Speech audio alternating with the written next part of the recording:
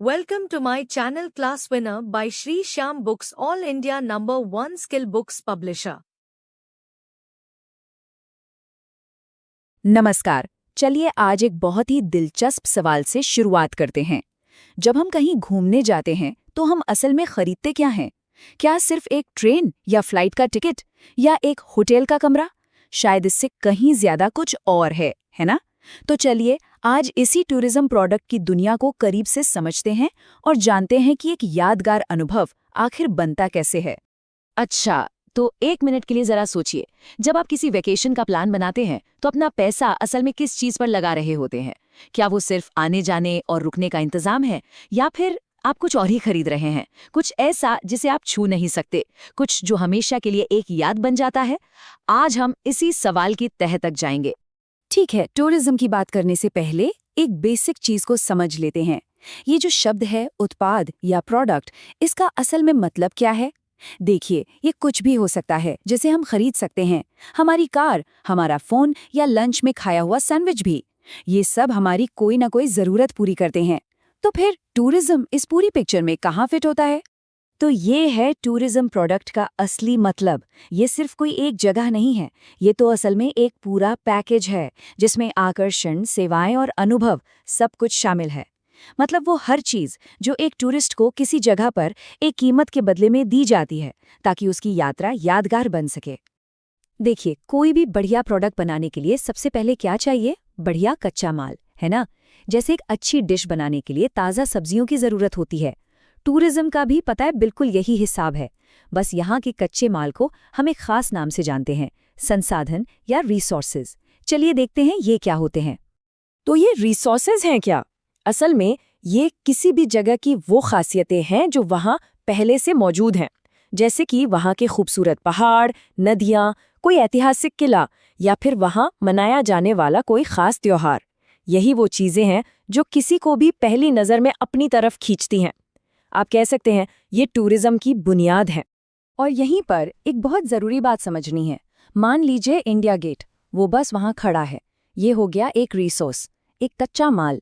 लेकिन जब उसके आसपास गाइडेड टूर शुरू हो जाते हैं, खाने पीने की जगह बन जाती हैं और यादगार चीज़ें बेचने वाली दुकानें लग जाती हैं, तब वो बन जाता है एक टूरिज्म प्रोडक्ट।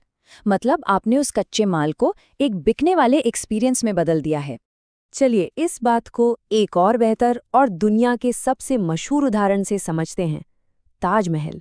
जब कोई ताजमहल घूमने जाता है तो क्या वो सिर्फ एक इमारत देखता है? नहीं ना, वो एक पूरा का पूरा एक्सपीरियंस खरीदता है जो बड़ी बारीकी से तैयार किया गया है। जरा इस टेबल पर नजर डालिए। एक तरफ है ताजमहल, जो कि हमारा कल्चरल रिसोर्स है, और दूसरी तरफ देखिए क्या क्या है। Parking, ticket counter, security, cafeteria, guide, दुकानें, यहाँ तक कि लाइट एंड साउंड शो।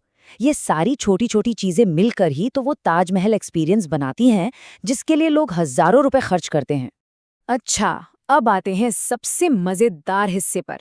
देखिए, छुट्टी पर जाना कोई कार खरीदने जैसा तो है नहीं जिसे आप घर ले आए और गैरेज में खड़ा कर दिया। टूरिज्म प्रोडक्ट्स की कुछ ऐसी खासियतें हैं जो इन्हें दुनिया की बाकी सब चीजों से बिल्कुल अलग बना देती हैं। ये कुछ बहुत ही अनोखी बातें हैं। पहला, ये इनटैंजिबल है, मतलब आप इसे छू नहीं सकते, ये तो एक फीलिंग है, एक एक्सपीरियंस है। दूसरा, ये पेरिशेबल है, यानी इसे स्टोर करके नहीं रख सकते। तीसरा, ये इनसेपरेबल है, मतलब जहां ये बन रहा है वहीं आपको इसे कंज्यूम करना पड़ेगा। और हाँ, आप इसके मालिक भी नहीं बन सकते, सिर्फ अनुभव कर सकते हैं। और इसकी क्वालिटी, वो तो पूरी तरह से सर्विस देने वालों पर डिपेंड करती है। ये पेरिशेबल या नाशवान वाला पॉइंट बड़ा इंटरेस्टिंग है। जरा सोचिए, एक फ्लाइट उड़ने वाली है और उसमें एक सीट खाली रह गई। अब क्या? वो सीट हमेशा के लिए खाली उड़ गई, उसका पैसा डूब गया। आप उस सीट को अगले दिन नहीं बेच सकते, वो मौका हमेशा के लिए चला गया। इसीलिए तो एयरलाइंस और होटल हमेशा अपनी सारी सीटें, सारे कमरे भरने के पीछे पड़े रहते हैं। तो जाहिर है सारे टूरिज्म प्रोडक्ट्स एक जैसे तो नहीं होते। हम इन्हें कुछ अलग अलग कैटेगरीज में बांट सकते हैं ताकि इन्हें समझना और भी आसान हो जाए। सबसे पहली कैटेगरी है नेचुरल प्रोडक्ट्स। जैसा कि नाम से ही पता चल रहा है, ये वो जगह हैं जो हमें नेचर से मिली हैं। पहाड़, नदियाँ, समुद्र तट, या फिर ये खूबसूरत सा झरना। इसके बाद आते हैं मैन मेड प्रोडक्ट्स। इसमें ऐतिहासिक इमारतों से लेकर आज के ज़माने के बड़े बड़े आर्किटेक्चरल चमत्कार तक सब कुछ आ जाता है। मतलब वो सारी जगह जो इंसानों ने बनाई हैं और जो टूरिस्ट्स को अपनी ओर खींचती हैं। और हमारी तीसरी कैटेगरी है इवेंट बेस्ड प्रोडक्ट्स। ये किसी खास इवेंट जैसे कोई फेस्टिवल, म्यूजिक कॉन्सर्ट या फिर कोई स्पोर्ट्स टूर्नामेंट के इर्द गिर्द बने होते हैं। इनकी सबसे बड़ी बात यह है कि ये टेम्पररी होते हैं, एक खास वक्त पर एक खास जगह पर ही मिलते हैं। तो हमने ये सब अलग अलग तरह के प्रोडक्ट्स देख लिए, लेकिन इन सब में एक बात कॉमन है। ये जगहें, ये इवेंट्स, ये सब हमारी साझी विरासत है, हमारा खजाना है। और इसका मतलब सीधा सा है कि इन्हें बचाकर रखना ये हम सब की जिम्मेदारी बनती है। और ये जिम्मेदारी सिर्फ सरकार की नहीं है, चाहे कोई वहाँ का लोकल हो या दूर देश से आया कोई टूरिस्ट, हर किसी का इसमें एक रोल है।